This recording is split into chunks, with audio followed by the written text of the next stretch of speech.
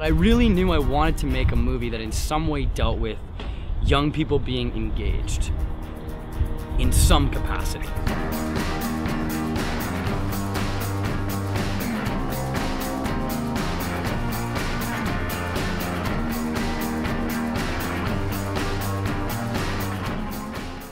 I was told that I gave an interview when I was 14 saying that I would be a director. Growing up on a set, very quickly you're like, oh, that's the guy, that's the storyteller, you know, the person you ask the questions. Everybody asks the same person the questions. So there's clearly, you know, a chief.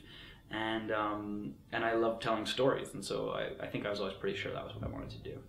Let's do something like where we can get a great shadow of the sun on them and then come right at this. The idea of the shot is they're lined up now. They're lined up to buy their tickets. He understands, you know, how to block a scene, how to structure a scene, and at the same time stay open to other people's ideas. Who was amazing towards the end? What's a great costume that was towards the end? Crews on a set, like actors on a set, they want someone to lead. They really just want someone, when they walk on set, they will do anything. They will bust their ass to give you whatever you want, but they need to know what you want. Oh no, I know what I want. Renee Levesque. Renee Levesque. You should start with a face up too, like Renee Levesque. Up. He can put his mask on. Yeah. No, you know what? He should take his mask off.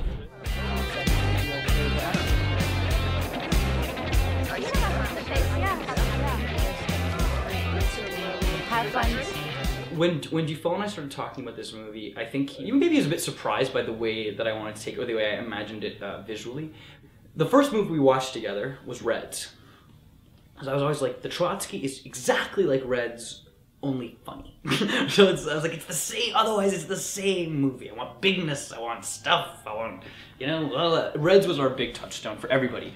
If this film is this kid's fantasy about his own life, which it kind of is, then what would be his fantasy? And I was like, well, his fantasy would be Reds. I mean, like, whose wouldn't it be? It's so awesome, right? So in that sense, we wanted to give him the sweeping romantic feel, the sweeping romantic feel that Leon is trying to bring to his own life. And action. So much with acting, for me, is about listening to it. So whether I'm at the monitor and I can see or not, I can hear when something is, you can always hear when something is ringing really true, and hear when it's ringing so-so. Cut. I always think that the funniest is the most truthful, and the most truthful will be the funniest if everything's going according to plan. If an actor has a real problem with a line, it's usually because the line isn't working, not because the actor isn't working. And as an actor, you kind of know that. You know, like, there's like, well, I can do this 500 different ways, it's still never going to sound great.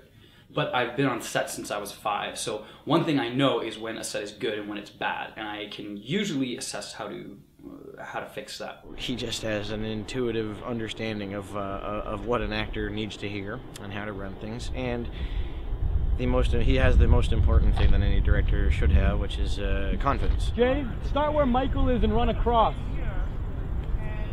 mean, our first day of filming, Jay had to do one of his big orations. And I was a bit nervous about that in the schedule, but then I thought, you know what? This is actually probably a really good thing to just launch him right into a character that never shuts up. And yet we are the most undervalued member of the educational community. We have lots of power, we just haven't used it yet. The main character does not change. He forces the world to change around him. Everybody has an arc except Leon, basically. So he sees the world, he believes it should be one thing, and then we kind of watch him achieve his dreams. Like, what Leon is after from people is nothing dogmatic or political. He doesn't want them to become a socialist or anything like that. He wants them to participate. He wants enthusiasm. He wants optimism out of people. He wants people to believe that they can make the world better. Let's show him what the townspeople are made of. Let's show him that we are not the generation of apathy. I love everything you're saying! Jake got Leon and what the goal was right away. It's, you know, it's that teen angsty thing, and being so super serious about everything that's happening to you, regardless of the fact that you're 17, and it's maybe not as relevant as you think it will be. Jay is very instinctive. And so with him, it's just kind of modulating a performance while it's going on. Yeah, I love you. I'm saying it wrong. How should I say it? I think it's like I think it's on the past, right? I love you. Okay. The fact that he allows me to kind of do what he wrote, but then put my own little brand of Baruchel mustard on it, it's really, really flattering. I love you. I don't do sugar. I mean, I wrote that part for Emily. And, you know, Emily and I were roommates for years. I know how Emily talks. And I like to think I have a very strong sense of what will come out of her mouth naturally and what won't. Is it I'm his lawyer or his lawyer? I'm his lawyer. Okay, I'll say it. I'm his lawyer. Cut.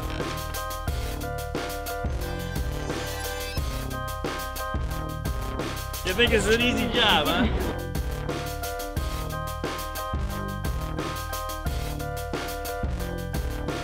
What's next, director? What are my options? I'm thinking wrongful imprisonment, false arrest. I'm not sure. You see, this is why I need counsel. No, I don't know how I can help you, kid. I haven't practiced law in 20 years. Well, I knew Jacob a little bit in Toronto, you know, socially, but he was a kid. And I get this script and I said, wait, the guy's a kid, you know? And then I got here and he'd grown up. She can tap you and just hand it to you. I like that kind of Yeah, thing. to a degree. I agree with you. I agree with you. The chemistry between Michael Murphy and Linda Mallow, you know, who plays his wife, they adored each other. From like the first second, they would just be chatting and laughing and da-da-da-da-da-da.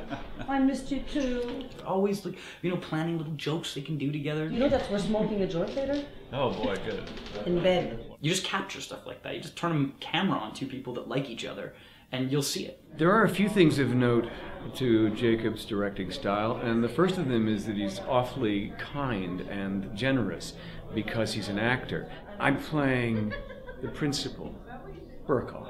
We have a wonderfully, slightly Russian, Lenin-esque look and gray, muted tones, which gave me a clear indication of how I was supposed to play it. I barely said anything to Colin. He's just perfect. Like, he's so good. I don't think I've properly educated you on the twin subjects of who I am and what I'm about. In terms of how many takes I shoot, that has a lot to do with rehearsing. Because I don't rehearse, or because we didn't have time or the money to do a lot of rehearsals, I don't feel the need to do a lot of takes. Usually, actors are best and they're at their best in the first few shots. I was so freaking good on that. That was the whole performance. You know, you figure out what's most important to you when you're looking at it afterwards. Sometimes you go for the acting, sometimes you go for the shot. It depends, because sometimes a fucked up shot can kill the momentum, no matter how good the acting is, no matter how truthful or wonderful something is going on. A movie is not just a series of truthful acting moments. It's also a story told through pictures. You know, let's do it on two lenses. We'll do one on the 100 and one on the 65, and that way we can enjoy ourselves.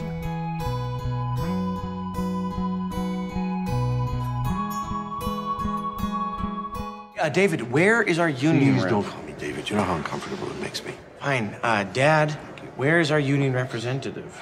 There's no doubt that the fact that the producer is my father played a role in our relationship. Like, I don't think there's any way to escape that. He is a really good producer in the sense that he really knows how to put together an environment where people can do their job well. He knows when to say things and when not to say things. Like, he would let me flounder for little bits and figure my own shit out. He would offer advice when he felt like it was needed. Are you going to go closer in on her? Arguments between directors and producers are always personality arguments too, so there is definitely a Jacob and Kevin father-son thing in there as well. But no, the discussions we had that would get occasionally a bit more heated were about making the movie better. I tried to only call him Kevin on set, but sometimes I couldn't help myself. I'd be like, oh, Dad! And then I would feel like a child. So I'd be like, don't call him Dad, don't call him Dad. Okay.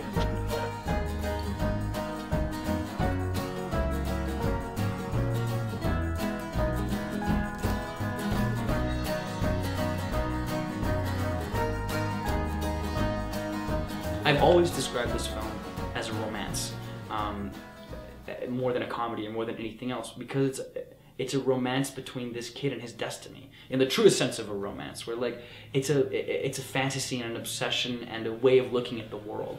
So it's been a great experience. We have a real rapport. Yeah. Actors, director. Blah, blah, You got blah. it? Good. It's a very, very, very big deal for me to shoot here in Montreal. To be able to work a 12-hour day and to go home and pet my cat and play my video games, you know, it's pretty amazing. Check the gate. Check the gate.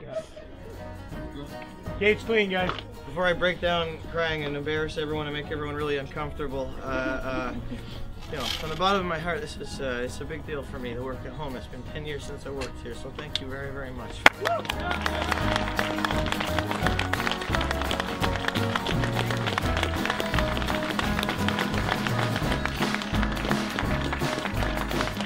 Also, a fucking wrap on the whole goddamn movie. Yeah!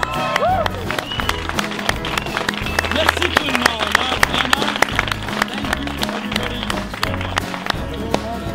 Vraiment. Wow. Can't believe we actually finished it. This movie wasn't full of mistakes. It was really full of good things happening. I tended to walk away from the days feeling grateful and feeling lucky.